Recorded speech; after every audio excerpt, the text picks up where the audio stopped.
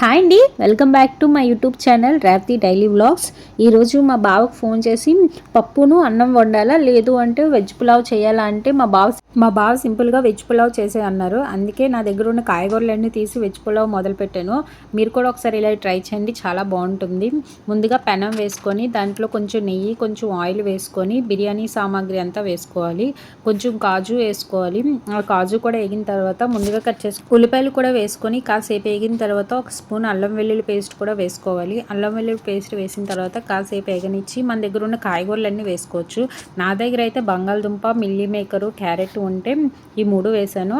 Morning పాలతో పన్నీర్ కూడా చేశాను. ఆ పన్నీర్ కూడా వేసి తర్వాత 2 పచ్చిమిరపకాయలు, కొంచెం పసుపు, ఉప్పు టేస్ట్కి సరిపడి ఉప్పు కూడా వేసుకోండి. నేనైతే కొంచెం పచ్చిమిరపకాయలు తక్కువ వేసాను, ప్లస్ కారం కూడా వేయలేదు. నేను పిల్లలకి కదా చేస్తున్నాను, పిల్లలు తినరు మళ్ళీని.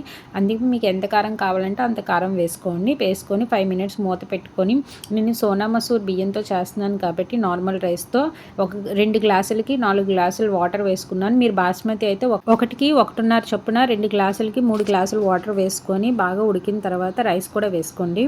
మూత పెట్టి మీడియం టు లో ఫ్లేమ్లో దీన్ని వేగనివ్వాలి. కొంచెం గరం మసాలా కూడా వేసుకోండి, పైన చాలా బాగుంటుంది. నా దగ్గర కొత్తిమీర లేదు, కొత్తిమీర కూడా వేసుకోండి. అందుకని చెప్పాను కదా, నా దగ్గర ఉన్న వాటితో నేను పులావ్ చేస్తున్నానని.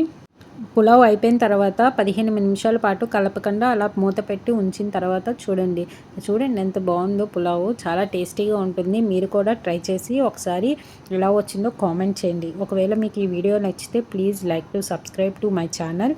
ఈ వీడియో కిందే బాయ్.